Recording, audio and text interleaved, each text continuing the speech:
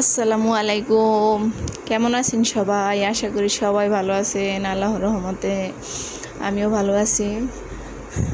বাজারে গেলাম। আমাদের এখানকার বাজারের কিন্তু অবস্থা খুবই খারাপ, মানে কি বলবো আর।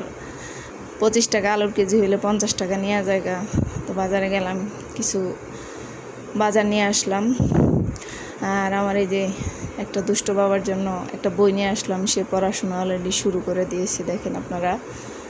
তো এই মিষ্টি মিষ্টি হাতের কাজগুলো দেখবেন, তার ভিতরে আবার কিছু দুষ্টামি আছে।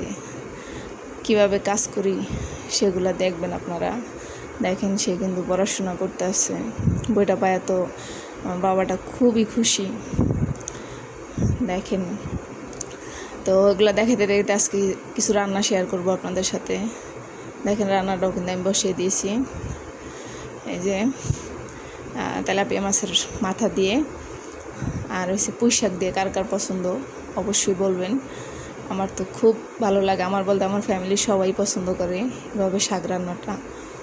দেখেন, আমি কিন্তু মাছের মাথাটা ভালো করে কষিয়ে নিচ্ছি। এই যে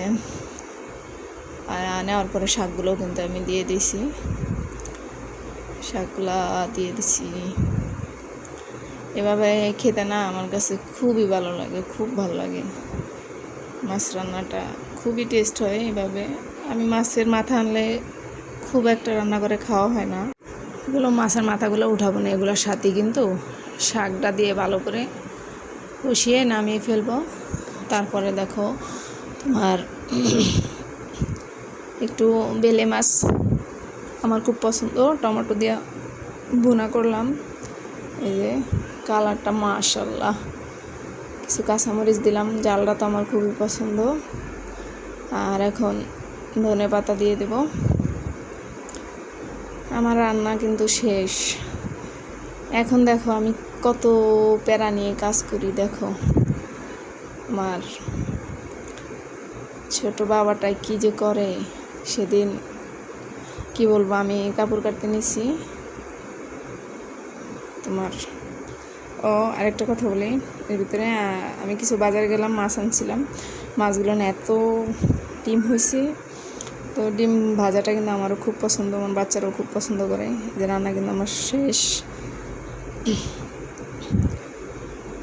কিছু শসা লেবু কেটে রাখলাম তোমাদের ভাইয়ের জন্য। আর এই যে দেখো অবস্থাটা, দেখো আমার 1 কেজি হুলের গুড়ির অবস্থা কি করছে দেখো তোমরা। দেখো কি দুষ্ট হাসতেছে আর কি করতেছে। তো আপুরা, ভালো লাগলে আমার ভিডিওটিকে একটা লাইক করে দিও, কমেন্ট করো। সবাই ভালো থেকো, আল্লাহ হাফেজ।